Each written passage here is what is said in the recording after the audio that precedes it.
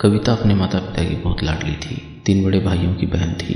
कोई भी चीज़ मांगने पर उसी वक्त उसके सामने हाजिर हो जाती थी। पूरे घर में रौब था उसका। पूरे परिवार और नौकर पर राजकुमारी की तरह हुक्म चलाती थी कविता। स्कूल में पूरा रौब था उसका।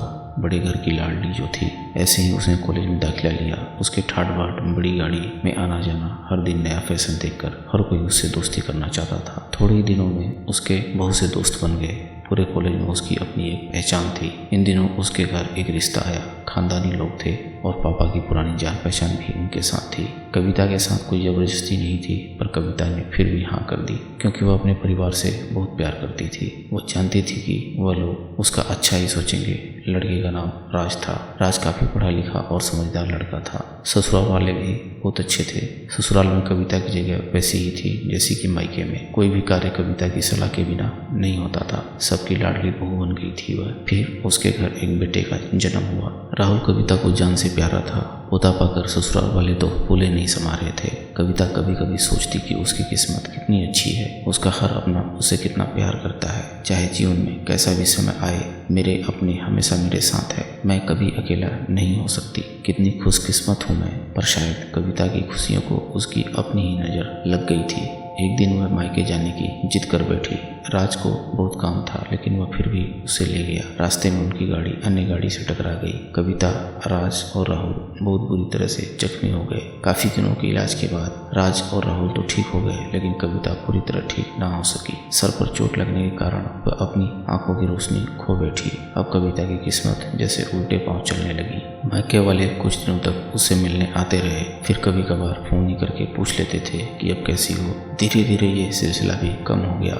ससुराल वालों की सहानुभूति भी कम होने लगी। घर में किसी को पास बैठने के लिए कहती तो जवाब मिलता, बहुत काम है, अब तुम ही हाथ नहीं बटा सकती। राज भी चिड़चिड़ा हो गया था। बस राहुल ही था उसके साथ, जिसके साथ हंसते खेलते उसका वक्त गुजरता।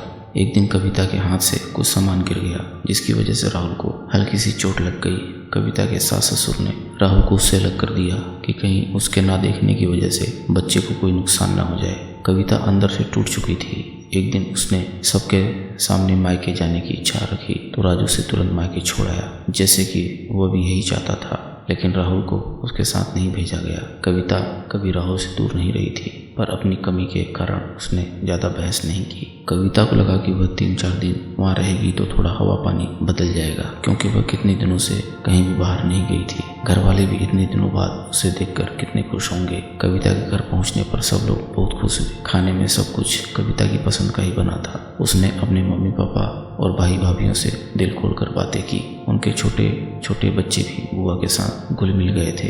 रात को सोने के वक्त जब वह कपड़े बदलने लगी तो उसे पता चला कि उसका बैग तो बहुत भरा हुआ था। वो समझ गई, वो बहुत उदास हो गई। कुछ दिनों तक तो सब ठीक रहा, फिर जैसे सब बदलने लगा। सबका व्यवहार बदल रहा था। वह लोग जैसे थक चुके थे उससे। सब लोग घुमा फिरा कर पूछने लगे कि राज कब आ रहा है उसे ले जाने के लिए। वह बहाना बना देती, जबकि वह जानती थी कि उस घर में अब उसके लिए कोई जगह नहीं है। कविता से चलते वक्त कुछ न कुछ नुकसान हो जाता था। थोड़ी बहुत टोका टाकी उससे सुनाई देती, वो टाल देती। एक दिन उसके हाथ से लगकर एक कीमती फूलदान टूट गया। छोटी भाभी ने बहुत हंगामा मचाया। कविता के माता पिता रोज रोज के झमेलों से तंग आ गए थे। उन्होंने राज को खुद फोन कर दिया।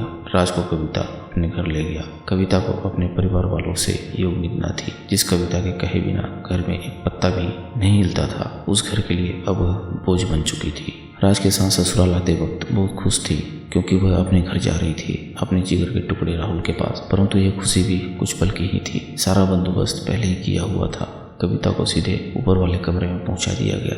राहुल से दूर रहने की सख्त चेतावनी दी गई। एक काम वाली लता को उसकी जिम्मेदारी सौंपी गई, जो उसके खाने पहनने जैसी जरूरतों का ध्यान रखती थी। कविता ज्यादातर चुप ही रहती थी।